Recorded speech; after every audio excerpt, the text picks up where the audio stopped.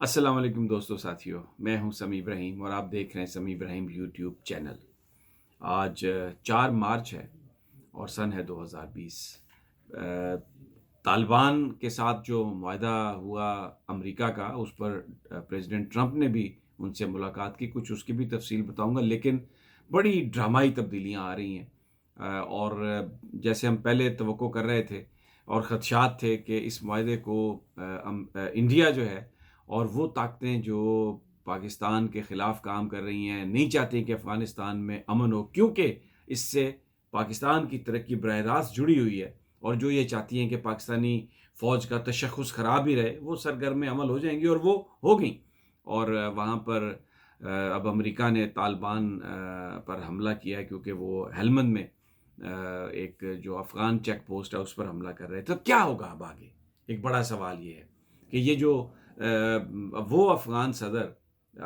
اشرف غنی صاحب جو امریکہ کی مرضی کے بغیر سانس نہیں لے سکتے، ان میں اتنی ہمت کیسے پیدا ہو سکتی ہے کہ وہ کہیں کہ جی میں تو یہ 5,000 قیدی جائیں آپ امریکہ سے چھڑوا لیں، میں تو نہیں چھوڑوں گا۔ اور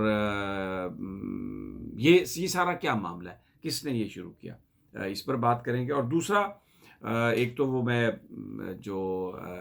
اور ہاں، دوسری جو امپورٹنٹ بات ہے، یہ میں اس کا آپ کو لنک جوڑوں گا، میں بتاؤں گا کہ یہ سب کچھ کیوں ہو رہا ہے، کیونکہ دنیا یہ پریڈکٹ کر رہی ہے۔ یہ میں آپ کو بتاؤں گا، پورا فیکٹس دوں گا کہ 2000 اگلے 20 سے 25 سال میں پاکستان دنیا کی سپر پاور بن سکتا ہے۔ جس طریقے سے کام ہو رہا ہے پاکستان کا، تو میں آپ کو وہ فیکٹس دوں گا، وہ فگرز دوں گا کہ اگر افغانستان میں امن قائم ہو جائے اور پاکستان کے اندر سٹیبلٹی ہو اور ہماری پریورٹیز تھوڑی سی ٹھیک ہو جائیں، تو پاکستان جو اس وقت اتنی مشکل حالات کے باوجود 22ویں نمبر پر ہے دنیا میں، اور انڈیا 17ویں یعنی 17 نمبر پہ ہے، تھوڑا ہی فاصلہ ہے، جو انڈیا اپنے آپ کو پتہ نہیں کتنا وہ فن خواہ سمجھتا ہے۔ تو پاکستان ایک سپر پاور بن سکتا ہے۔ کیسے بن سکتا ہے وہ میں آپ کو فیکٹس دوں گا،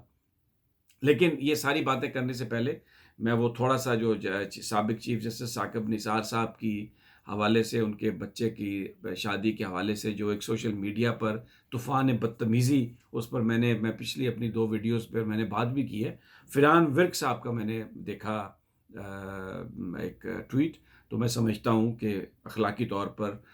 مجھ پر یہ فرض ہے کہ میں ان کے اس ٹویٹ کو رسپونڈ کروں۔ میں I really liked what he said. انہوں نے اس میں لکھا ہے کہ وہ واحد شخص ہیں جو ثاقب نثار صاحب کا اس حوالے سے دفاع کر رہے ہیں۔ تو فرحان ورک صاحب،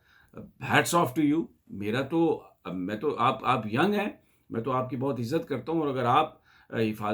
کر رہے ہیں، ان کا دفاع کر رہے ہیں، تو یہ تو بہت خوشی کی بات ہے۔ میں آپ کا بڑا مشکور ہوں، کیونکہ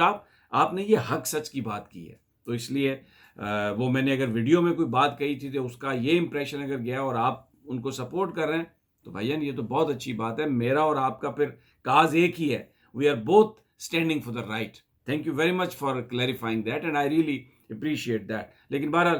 لاہور ہائی کورٹ خبریں یہ آ رہی ہیں کہ انہوں نے آرڈر کر دیا ہے کہ وہ ان اکاؤنٹس کو دیکھے جنہوں نے یہ کیمپین چلائی ہے ان کے خلاف، ثاقب نثار صاحب کے خلاف۔ ایف آئی اے دیکھ رہی ہے اس کو، اور میں بتا رہا ہوں آپ کو کہ 90% اکاؤنٹس یہ نون لیگ کے جو سوشل میڈیا اس کے اکاؤنٹس ہوں گے، یا وہ کچھ جو میں نے اور لوگ کہے تھے جو کچھ خفا تھے ان کے اکاؤنٹ، اور یہ بڑی جلدی پکڑے جائیں گے انشاءاللہ تعالیٰ، چھوٹیں گے نہیں یہ، کیونکہ پاکستان میں اس طرح کی اجازت پاکستان کے آئین اور قانون نے نہیں دی۔ اب ذرا میں آپ کو بتاتا ہوں کہ یہ جو افغانستان کی جو جنگ ہے، اس میں دیکھیں امریکہ نے کیے تھے 2 معاہدے۔ ایک طالبان کے ساتھ تھا، جس میں یہ تھا کہ جی فورن ٹروپس جو ہیں وہ 14 مہینے میں امریکہ چلا جائے گا، اور اس میں ساتھ میں یہ بات بھی تھی کہ وہ جو قیدی ہیں 5,000 طالبان کے، وہ رہا کر دیے جائیں گے۔ اور دوسرا اس کا یہ تھا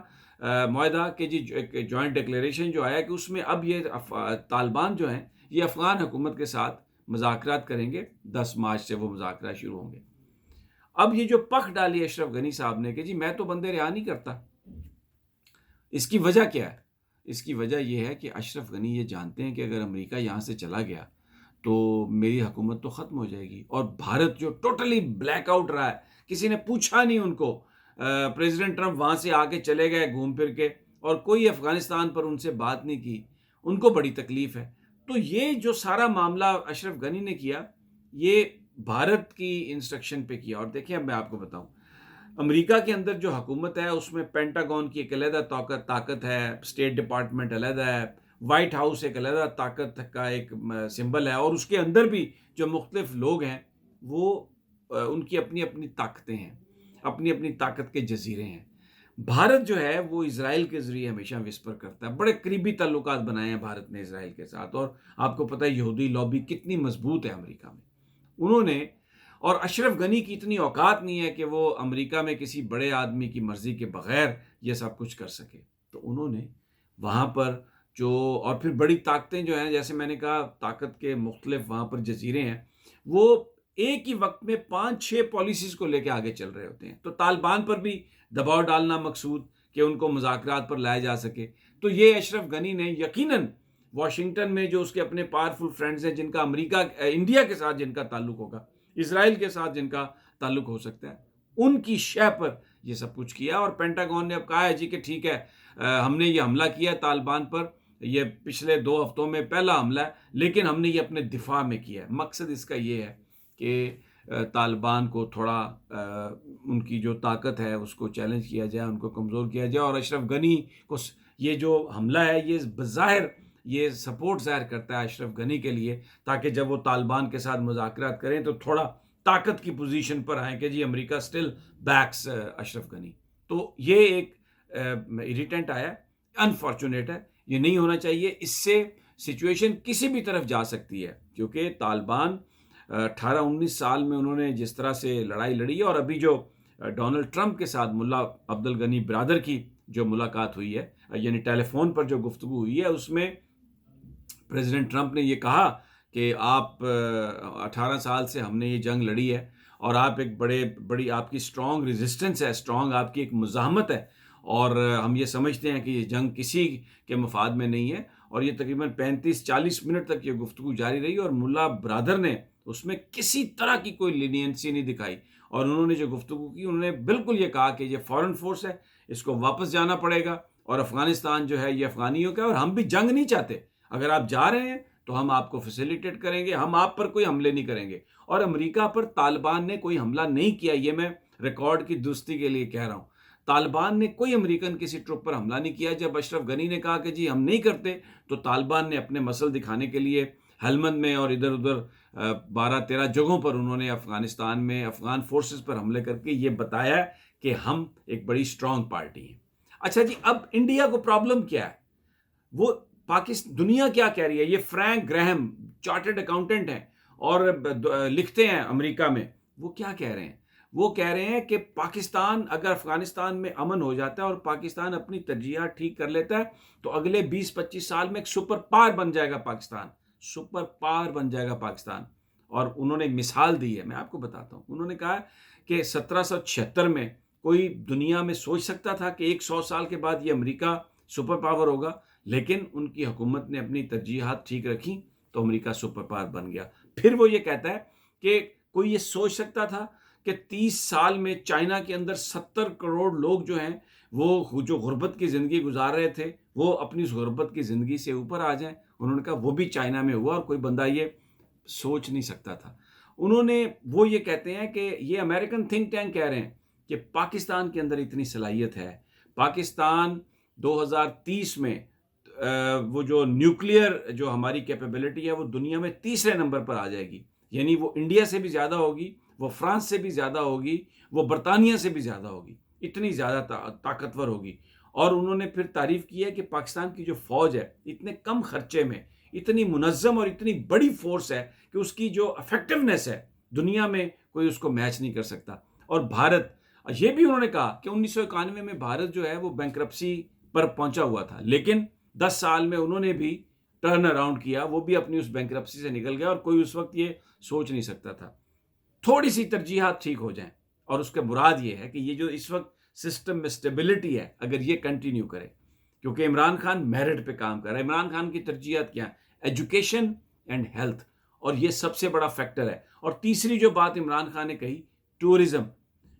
یہ اس کی ترجیحات ہیں، اور امریکن تھنک ٹینک یہ کہہ رہے ہیں کہ یہی وہ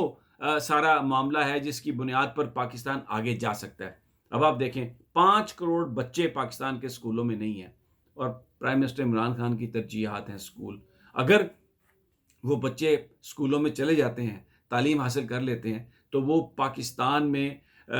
کس قدر جو اسکلڈ لیبر ہے اس میں وہ اضافہ کریں گے. اور دنیا یہ کہہ رہی ہے کہ اس وقت پاکستان میں جو یوتھ کی جو پاپولیشن ہے اٹ از مور دین 56%. یہاں پر پاکستان میں بوڑھے لوگوں کی پاپولیشن زیادہ نہیں ہے، یہاں پر پاکستان میں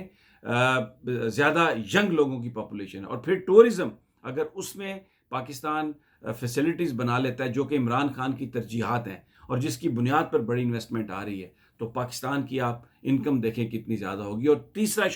شعبہ جو ہے وہ کوالٹی آف لائف ہے. ہاؤسنگ ہے پاکستان میں، جو بڑے بڑے شہر ہیں یہ پلاننگ کے بغیر بنے ہوئے ہیں، سیوریج کی پرابلم ہے. اور اب گراس روٹ لیول پر لا رہا ہے عمران خان جو نیا پنچایتی نظام ہے کہ وہیں پر فیصلے ہوں گے ڈیولپمنٹ پروجیکٹس کے، اور جو وہاں پر جن چیزوں کی ضرورت ہے وہی لوگ فیصلہ کریں گے جو مقامی کونسلر ہیں، تاکہ وہ جو کوالٹی آف لائف ہے وہ اپ لفٹ ہو. تو اب دنیا یہ کہہ رہی ہے، امریکن تھنک ٹینک یہ کہہ رہے ہیں کہ پاکستان ایک سپر پاور بن جائے گا اگلے 20-25 سال میں. یہی وہ پریڈکشن ہے جو بھارت کو اور پاکستان کے دشمنوں کو مجبور کر رہی ہے کہ وہ افغانستان میں امن قائم نہ ہونے دیں. اور ان کے جو سٹوجز ہیں، یہ میں بار بار آپ سے کہہ رہا ہوں، غور سے دیکھیں، ان کے جو نمائندے ہیں یہاں پاکستان کے اندر جو مختلف پولیٹیکل پارٹیز کو لیڈ کر رہے ہیں اور پاکستان میں پچھلے 30-35-40 سال سے حکمرانی کر رہے ہیں، وہ یہ نہیں چاہتے کہ پاکستان کے اندر پاکستانیوں کے مفادات کے تحت فیصلے کیے جائیں اور پاکستان اپ لفٹ کرے اور پاکستان دنیا میں ایک سپر پاور کے طور پر اس کی انٹری ہو. تو دوستو، ساتھیو، یہ وہ معاملہ ہے، یہ بنیادی وہ جنگ ہے جو آپ کو سمجھنے کی ضرورت ہے، آپ کو دیکھنے کی ضرورت ہے، اپنے دشمن کو پہچانیں. اور یہ جو بہت زیادہ آپ کو نظر آتا ہے نا کہ جی ہم احتجاج کریں گے، اور میڈیا آپ کو وہ میڈیا کا غور سے دیکھ لیں، میڈیا کا وہ سیکشن جو بنیادی طور پر انٹرنیشنلسٹ ہے، جن کے سٹیکس باہر زیادہ ہیں، وہ آپ کو نظر آئے گا اس حکومت کو ہٹانے کے چکر میں، پاکستان کے اندر جو سٹیبلٹی ہے اس کو ختم کرنے کے چکر میں. یہی چیز افغانستان میں ہو رہی ہے، یہی انڈیا چاہتا ہے. لیکن پاکستان کی قوم بڑی وائز ہے، پاکستان بڑی انٹیلیجنٹ لوگ ہیں پاکستانی. یہی وجہ ہے کہ ایک تیسری قوت کو، عمران خان کو، ووٹ کے ذریعے موقع دیا گیا کہ وہ آئے اور پاکستانیوں کا مقدر بدلنے کی کوشش کرے. اگلی ویڈیو تک اجازت دیجیے، اللہ نے کے بعد.